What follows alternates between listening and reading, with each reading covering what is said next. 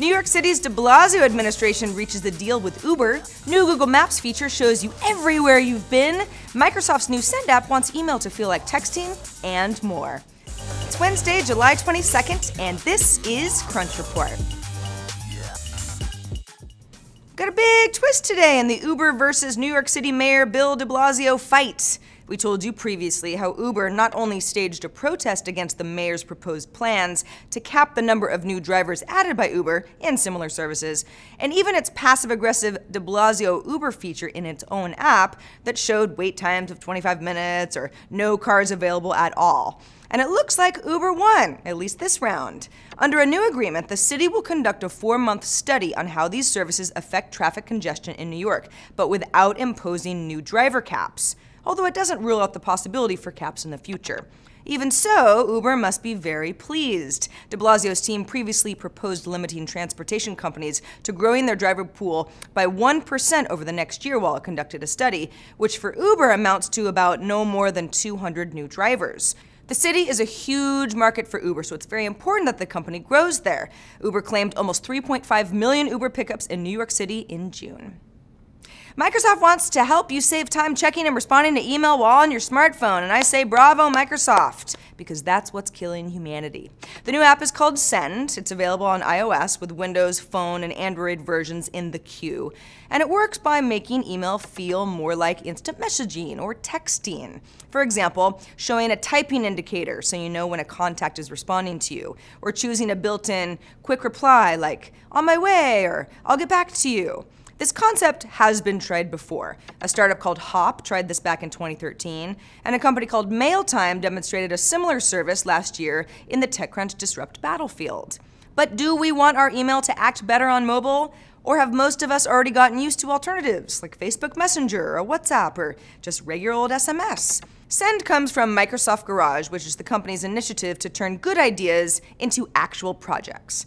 To use it, you'll need an Office 365 business or school email account, but the company says it should be more broadly available in the months ahead. Down with email, you suck.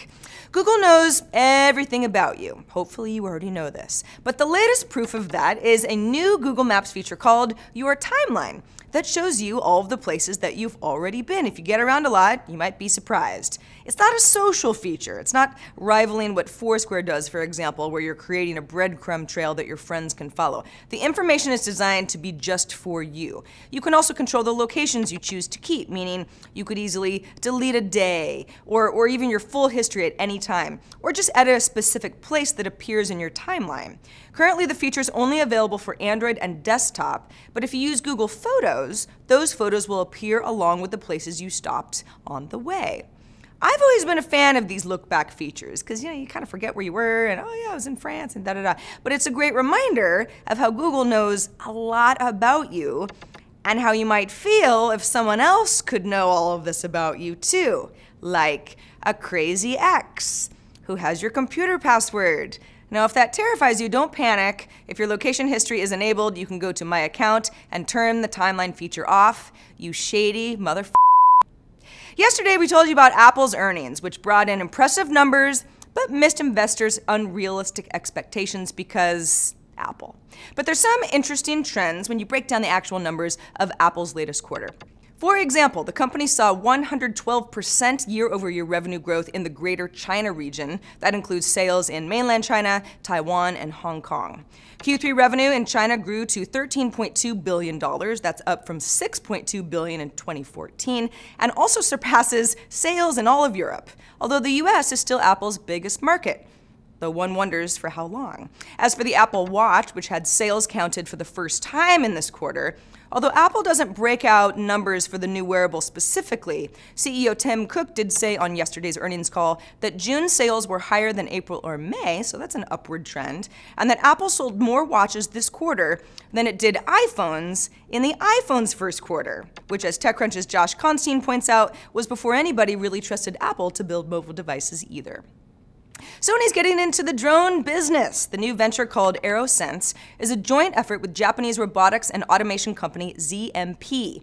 Sony's not actually going to sell these drones. They're going to use the drones to capture images from the sky to be combined with cloud-based data processing and provide a bunch of services to help with tasks like measurement, surveying, observation, inspection.